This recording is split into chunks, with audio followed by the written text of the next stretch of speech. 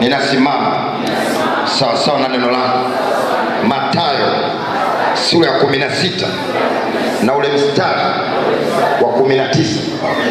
Umenipa funguo za ufalme wa mbinguni. Lolote nitakalolifunga duniani na mbinguni limefungwa, na lolote nitakalolifungua duniani na mbinguni limefunguliwa.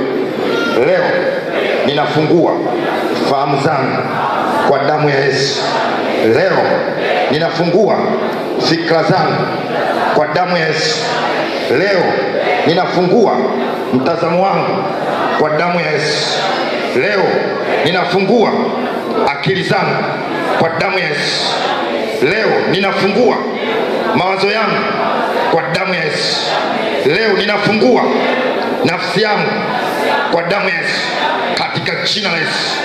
Na kwa damu ya Yesu, katika ulimwengu wa roho na ulimwengu wa mwili, ninafungua kwa damu ya Yesu, kwa damu ya Yesu, na kwa jina la Yesu, na kwa jina la Yesu. Endelea sasa kufungua maeneo yako. Fungua hapo maeneo, tunakuja tena. Katika jina la Yesu na kwa damu ya Yesu, katika jina la Yesu na kwa damu ya Yesu, katika jina la Yesu na kwa damu ya Yesu, katika jina la Yesu na kwa damu ya Yesu, katika jina la Yesu na kwa damu ya Yesu. Tunafungua katika jina la Yesu Kristo.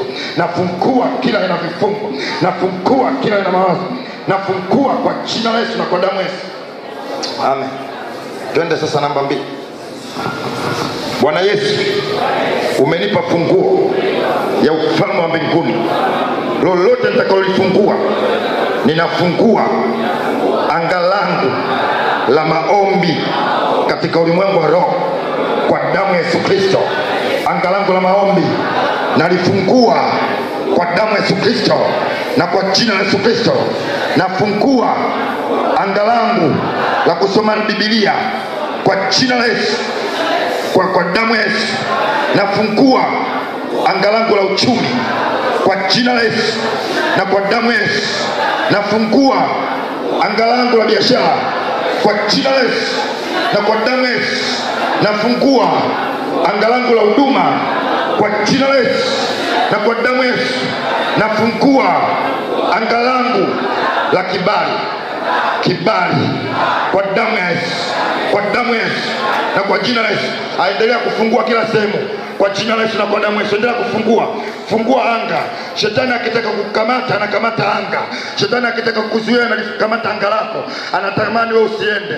Nalifungua anga la Tegeta katika ulimwengu wa roho. Anga la Tegeta nalifungua katika ulimwengu wa roho kwa jina la Yesu Kristo na kwa damu ya Yesu Kristo. Anga la Tegeta nalifungua katika ulimwengu wa roho kwa jina la Yesu Kristo na kwa damu ya Yesu Kristo. Nalifungua kwa mamlaka ya jina la Yesu Kristo, sawa sawa na neno la Bwana. Mathayo 16 na ule mstari wa 19. Nafungua anga la Tegeta katika ulimwengu wa roho. Ulimwengu wa roho, anga la maombi la Tegeta nalifungua katika jina la Yesu na kwa damu ya Yesu, katika jina la Yesu na kwa damu ya Yesu. Nafungua Rabaseke Karabokoria Risandorobori Karabaseke Ribabababababa Riboseke Karabokoria Rabakoria Rabaseke Risandorobo Rikarabokoria. Nafungua anga la Tegeta kila mwanadamu, kila Mtanzania uliomkamata kwenye ulimwengu uliokamata fikra, uliokamata akili, uliokamata mtazamo, uliokamata nafsi, uliokamata akili, na ituma damu ya Yesu Kristo, na tuma damu ya Yesu Kristo, na tuma damu ya Yesu Kristo. Na wafungua kwenye ulimwengu wa roho, na wafungua kwenye ulimwengu wa mwili kwa mamlaka ya jina la Yesu. Rikarabaseke. Amen. Tuende tukamalizia tatu. Tunaenda kurejesha kila kilichopotea. Baba, katika jina la Yesu na kwa damu ya Yesu, sawa sawa na neno la Bwana Mathayo 16:19, umenipa funguo za ufalme wa mbinguni. Lolote nitakaolifungua duniani na mbinguni limefunguliwa. Leo ninafungua na kurejesha kila kilichoibiwa kwenye maisha yangu kwa damu ya Yesu. Narejesha uchumi kwa damu ya Yesu. Narejesha uchumi kwa damu ya Yesu. Narejesha huduma na utumishi Kwa damu ya Yesu narejesha maisha yangu ya kiroho. Kwa damu ya Yesu narejesha maisha ya kiroho yenye nidhamu. Kwa damu ya Yesu narejesha elimu yangu iliyoibiwa. Kwa damu ya Yesu nairejesha ndoa yangu. Kwa damu ya Yesu narejesha kila kilichoibiwa. Narejesha kila kilichoibiwa. Narejesha kibali. Kwa damu ya Yesu kibali narejesha. Kwa damu ya Yesu endelea kuomba, rejesha. Rejesha kila maeneo uliona, kila maeneo leo yamepungua, rejesha kwa jina la Yesu na kwa damu ya Yesu. Kwa jina la Yesu na kwa damu ya Yesu narejesha Tegetaeli juu ya kanisa la mahali hapa.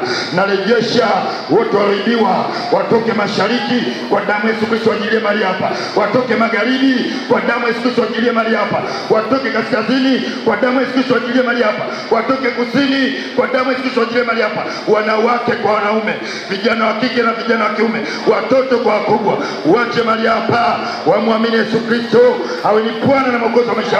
Tunarejesha waliopotea, tunawarejesha kwa damu ya Yesu Kristo. Tunaitangazia anga, tunaitangazia mbingu, tunaitangazia ardhi katika jina la Yesu na kwa damu ya Yesu Kristo. Natangaza damu ya Yesu Kristo sawa sawa na neno la Bwana Waebrania 12:24, na Yesu ni mchumbe wa agano jipya na damu ya kunyinyuzia inenayo mema kuliko damu ya pili. Kwa damu ya Yesu Kristo ikanene mema mahali hapa, ikanene mema ndani ya kanisa, ikanene mema ndani ya shirika, ikanene mema ndani ya wachungaji, ikanene mema ndani ya kila kitu, vyombo vyote hivi, ikanene mema ndani ya Yesu, ikanene mema kwenye kuta la kanisa, ikanene mema kwenye malango, ikanene mema kwenye ofisi za wachungaji, ikanene mema kwenye vyoo.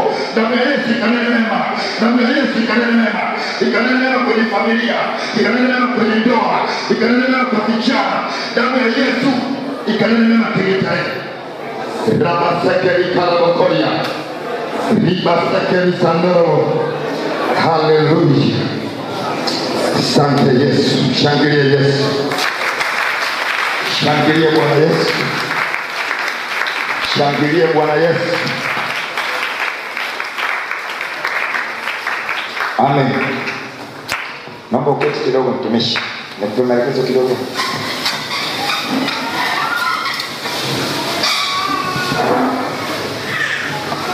Haleluya. Tunarejesha vitu vyote kupitia damu ya Yesu Kristo. Damu ya Yesu Kristo ndio ina uhalali wa kisheria kufungua kila vitu vilivyofungwa.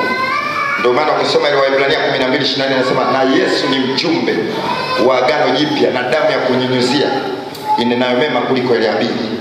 Kwa hiyo uhalali wa damu ya Yesu, kwa sababu Yesu kama mjumbe wa agano jipya. Ndio maana huwezi kuingia katika ulimwengu bila kutumia damu ya Yesu Kristo. Ndio maana ufalme wa giza wanaingia katika ulimwengu kutumia damu za ndege, wanyama au wanadamu. Ndio maana damu ya Yesu inaizidi damu ya Abili ili tupate uhalali wa kisheria kufungua kuingia huko. Jamani, haleluya. Haleluya. Sasa hapa kwa sababu tuna maandalizi ya mkutano na watu kufuatilia kubwa sana, moja ni maombezi. Tuma sana damu ya Yesu. Watu wamefungwa fikra, watu wamefungwa fahamu, watu wamefungwa akili, watu wamefungwa mtazamo. Sembuse mwenyewe, kumbuka kama hujaokoka watu wakwambia habari za Yesu. Ukipona kama wamechelewa. Yaani ukipona kama wamechelewa, basi ukumbuke kama wewe ukipona hivyo unaweza kunaona hivyo hivyo. Sasa tunawapataje wale watu? Tunawapata kwa njia ya kuombea. Kwa hiyo toka nyumbani waombee watu. Lipa gharama. Na Mungu wetu anafuatilia sana wewe unapoamua kulipa gharama. Yaani ukilipa gharama wewe kwa ajili ya watu wengine, Mungu ndo anadili na maisha yako. Ndio maana Biblia iko wazi tu. Ile Mathayo 6:33 inasema kwanza ufalme wa Mungu na haki yake, na mengine yote mtazidishiwa. Sasa maana yake mtu yote anayewekeza kwa Mungu, Mungu ndo anadili na familia yako. Mtu wa Mungu, nataka nikwambie ni amina na kweli. Naamini kwa sababu Mungu mwenyewe kuna vitu mshafanya, mnajua. Kwa hiyo ukijenga ufalme, ndio maana wakati unafanya maombi usiangalie mchungaji Neema na mchungaji unafanya maombi kwa sababu wewe unajenga ufalme wa Kristo. Zamu hii yuko mchungaji Neema, kuna zamu ijayo kwa mchungaji mwingine. Sasa ndio maana wewe wakati uko hapa unajenga ufalme wa Yesu.